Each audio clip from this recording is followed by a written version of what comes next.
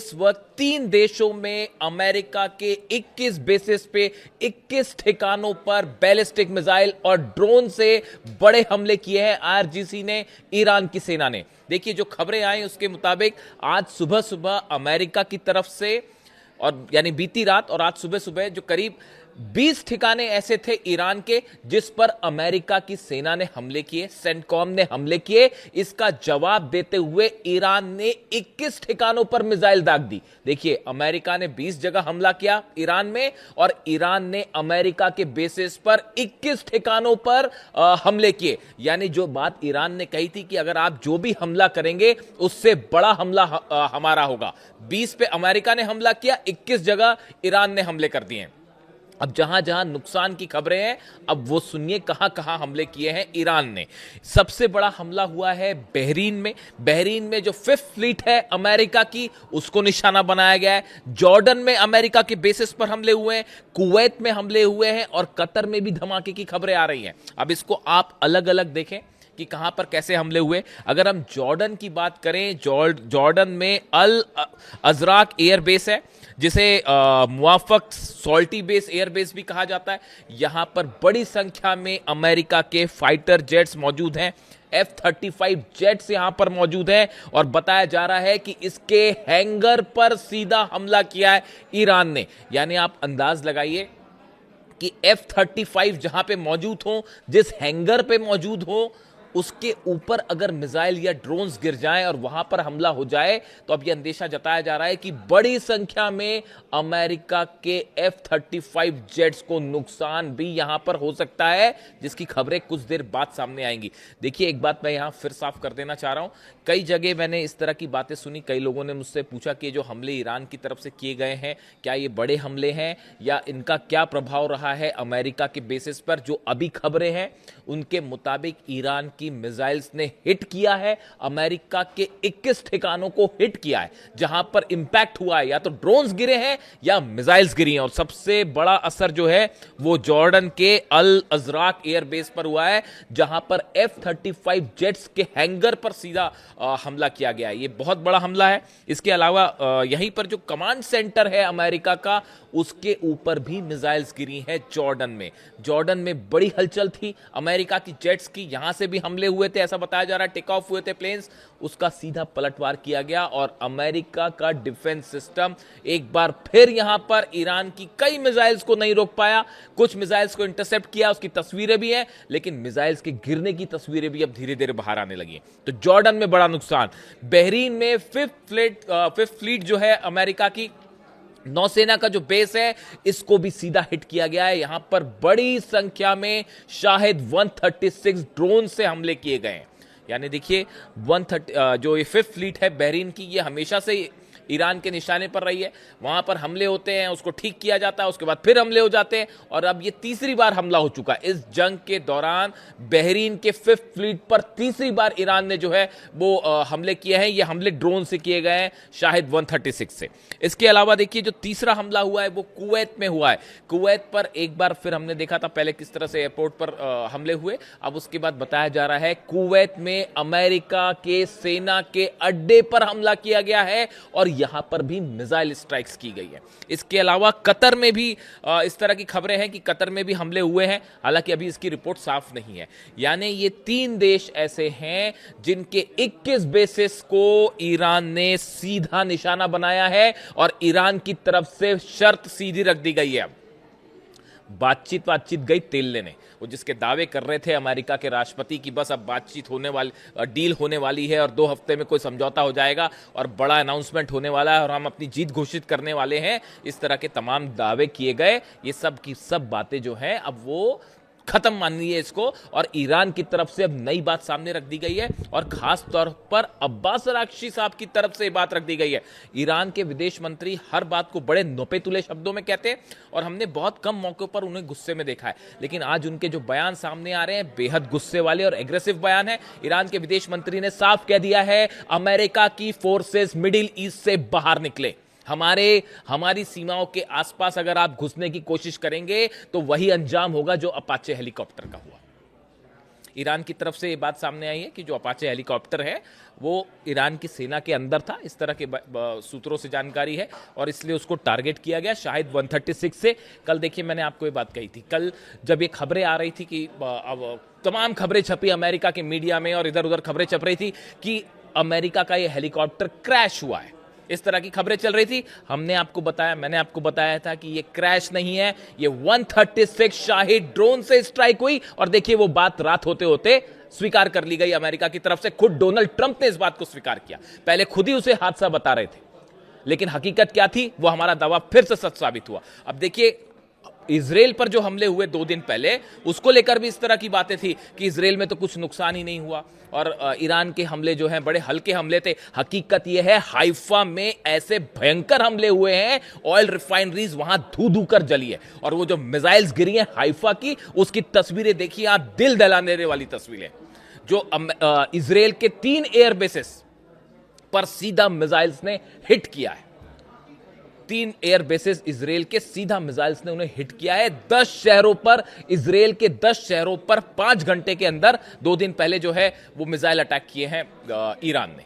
तो देखिए वो धीरे धीरे बाहर आती है तस्वीरें। वैसे ही आज जो ये हमले हुए हैं 21 ठिकानों पे, आप देखिएगा अगले 2-3 दिन बाद आपको हकीकत सामने मिलेगी, और यह भी संभव है कि यहां पर F-35 जेट्स भी जल गए हों ईरान के मिसाइल और ड्रोन अटैक में, जो ये हैंगर पर अटैक हुआ है जॉर्डन में। इसके अलावा बाकी दोनों जगह भी देखिए आपने, बहरीन में हमला है, जॉर्डन में है, और इसके अलावा कुवैत में भी हमला है। अब देखिए इसमें एक गौर करने वाली बात क्या है, देखिए 2 चीजें हैं बेहद अहम।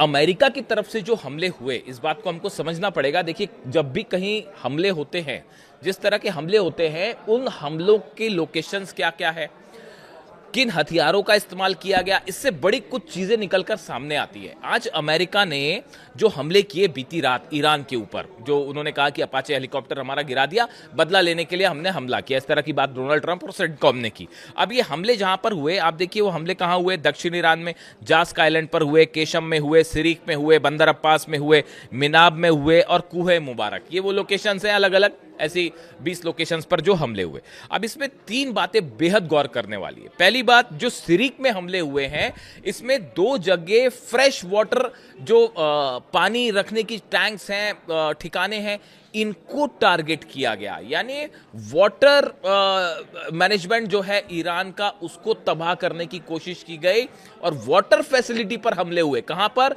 सिरिक में। इसके अलावा दूसरा देखिए जो अहम हमला है, खुजेस्तान में अहवाज पर हमले किए गए। यहां से ईरान का बड़ा ऑयल बिजनेस कंट्रोल होता है। बताया जाता है 70% से ज्यादा ईरान का ऑयल जो कंट्रोल होता है, इंपोर्ट एक्सपोर्ट, वो यहां से होता है। यानी पानी के ठिकानों को निशाना बनाया गया, ऑयल के ठिकानों को निशाना बनाया गया, और तीसरी बड़ी चीज थी कि ईरान की जो एयर डिफेंस सिस्टम थे, देखिए पिछले कई समय से ये खबरें आ रही थी कि अमेरिका और इजराइल के जो ड्रोन्स हैं, MQ जो रिपर ड्रोन्स है अमेरिका का, करोड़ों रुपए का जो है, उसको गिरा दे रहा है ईरान, और वो भी बड़ी आसानी से। उससे अमेरिका बड़ा परेशान, हैरान परेशान कि भाई ये क्या डिफेंस सिस्टम आ गया है कि हमारा जो है MQ-9 रिपर ड्रोन जो है वो कागज के हवाई जहाज की तरह गिर जा रहा है। तो अब ये जो निशाने हुए, ये ईरान के डिफेंस सिस्टम को टारगेट करके मिसाइल दागी गई है। अब आप ये तीनों जरा टारगेट को ध्यान से देखिए, वाटर फैसिलिटी पे हमला, ऑयल फैसिलिटी पे हमला, और डिफेंस सिस्टम को बर्बाद करने की कोशिश ईरान की।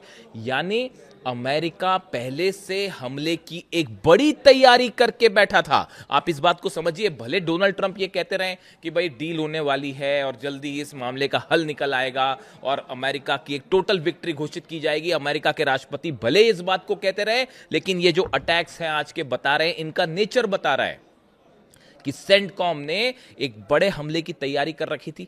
पानी के ठिकानों पर हमला, डिफेंस सिस्टम पर हमला, ऑयल डिपोज पर हमला। यह बताता है कि पहले से हर चीज तैयार थी और बस एक बहाने की जरूरत थी, और वो मिला आपको अपाचे वाला, और वो हमले हो गए। यानी अगर बातचीत होती भी, इस बात की कोई गारंटी नहीं है अमेरिका के साथ कि बातचीत होगी, डील होगी, इसका मतलब यह कि अमेरिका हमला नहीं करेगा। यही बात अली खामनेई साहब बार बार कहते थे कि इसी वजह से अमेरिका के साथ कोई बातचीत करने का मतलब नहीं है, उनके साथ कोई डील करने का कोई मतलब नहीं, क्योंकि अमेरिका, डोनाल्ड ट्रंप अपनी बात पर कायम ही नहीं रहेंगे। यही बात अली खामनेई साहब बार बार कहते थे और इसी बात को मैं बार बार दोहरा रहा हूं। मेरे से बार बार ये पूछा जाता है कि आप डील के फेवर में क्यों नहीं हो। मैं दोहराता हूं इस बात को कि अगर आप ईरान के सुप्रीम लीडर को जब निशाना बना सकते हैं, अली खामनेई साहब को आप शहीद कर सकते हैं, ऐसे लोगों से डील कैसे की जा सकती? किसी सूरत में डील नहीं की जा सकती।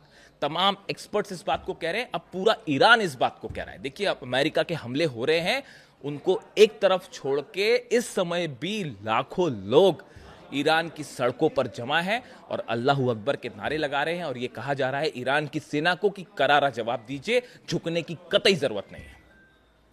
जहां तक ये डील और बातचीत की बातें हैं, अगर ईरान की तरफ से बताया जा रहा है, ईरान की सेना की तरफ से ये बात रख दी गई है सामने कि अब ये सब मामला जो है आप इसको एक तरफ करिए, पहले हमारी जो फ्रीज संपत्ति है, जो आपने हमारी फ्रीज प्रॉपर्टी कर रखी है, इसको जब आप रिलीज करोगे उसके बाद बात होगी, वरना हम बात ही नहीं करेंगे। यानी जो डील वील की जब बातें थी, ये सब के सब हो गई हवा। और हालात अब ये हैं कि देखिए 3 देशों पर 4 देशों पर इस समय हमले हो चुके हैं।